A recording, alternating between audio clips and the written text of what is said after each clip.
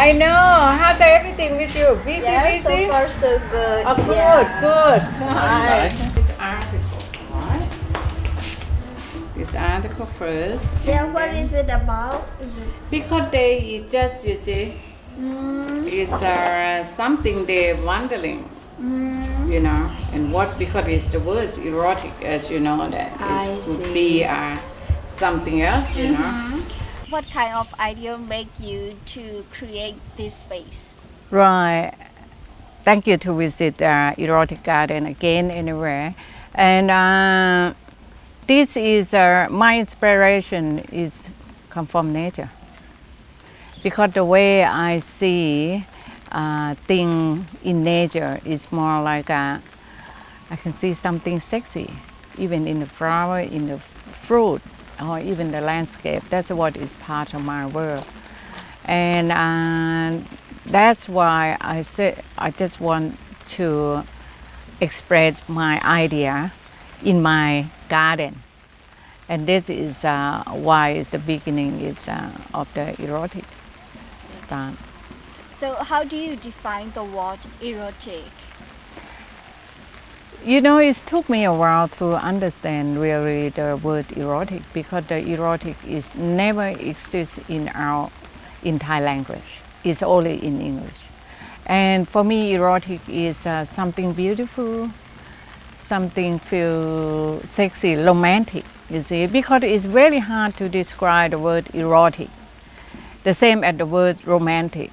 How can you describe? You have to use your own feeling to describe. You don't need to be the same feeling. You are feeling romantic because you smell something, or I see something and I think, oh, that is so romantic. It's like I see flower, you know, and it makes me feel romantic or erotic already. The same thing, yeah. When did you start this garden? I started on the 9th of January. That's a grand opening on the 9th of January, the 2015. This garden is not only in Thailand, but also in Southeast Asia. This is the only garden, right? This kind, yes. This is the first how one. about the response of the community? The community is okay, because a lot of my work is done by the community, but it just it's become like a national, you know, like a big thing on the national TV or the media, because it's the phallus. I use the phallus as when you walk into my house, you will see quite a lot of phallus. But again, phallus is part in our culture as well. But I'm not sure it's other country in Southeast Asia. But for sure, Bhutan, one of the countries is I know that believe in phallus is Bhutan. They even have a book. It's been published. You know, they call phallus. I see. Yeah. So, in this garden, what kind of things that do you display? Right, okay. When you walk into my house or the garden, you will see the phalluses first, because as I said, it's part of our culture, but it's more like they're making very small. It's like we have a small Buddha, you know, is the, what they call, it's for the charm, you know, it's for lucky charm or something like this. But it's very tiny one. But for me, I make everything big. It's like a bit shock of the nation, and that's why they're just curious about the way I present my work. Yeah. And then when you walk to inside the garden, and you will see all the sculpture, you will see the tree, you will see the plant, and this all of that will be like a idea, you know, idea of how I express something. What kind of things do the visitor can enjoy? Besides of they can enjoy the come and see all of my idea, have a chance to talk, and we sharing the idea and experience together.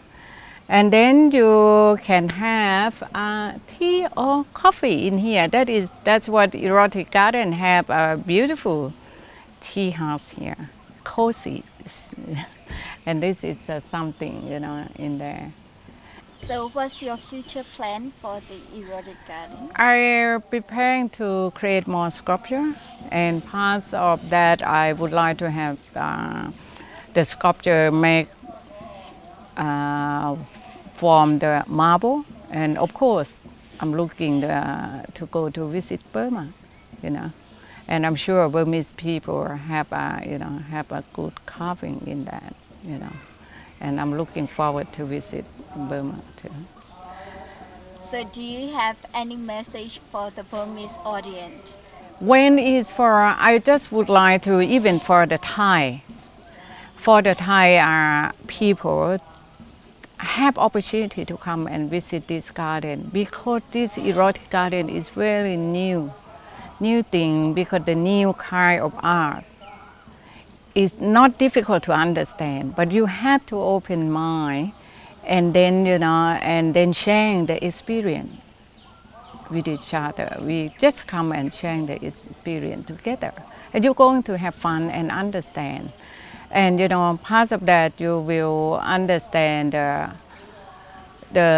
work that I'm trying to express to the visitor as well, and you will see something different in the ways we call is erotic art. Thank you.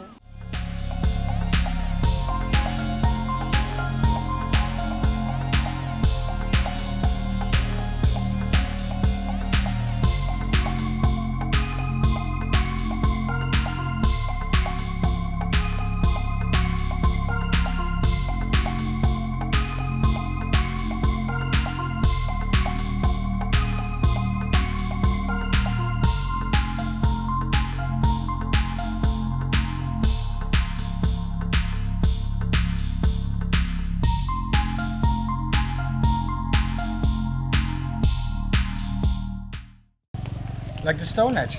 Exactly, as well. Yeah. You see, a lot of people say it's like a Stone Age.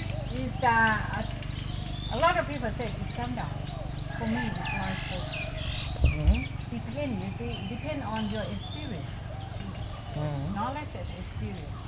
It's beautiful. The landscaping is fantastic, and I think that in such an open way to think about sexuality and erotic, that it's like.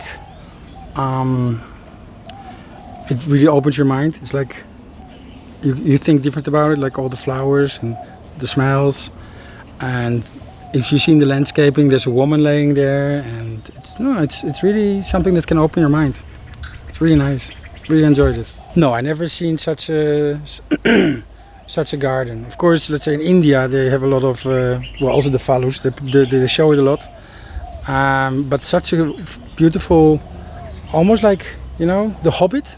This is like a dream world where you get in. It's like a Hobbit film, erotic Hobbit film. It's great, really nice. And also, Kai is talking about it so open, so gives you a different thought about erotic, about sexuality. Wow, it's really a secret place. Maybe sometimes you think you should keep it secret, but yeah, it's something amazing. It's you just can. At the moment you walk inside, it's like you're walking to an oasis of love. And I think also she put so much heart in it, and she believes so much in it. And it's not like pure, it's really sensual, it's really erotic in a very beautiful beautiful feeling in a word.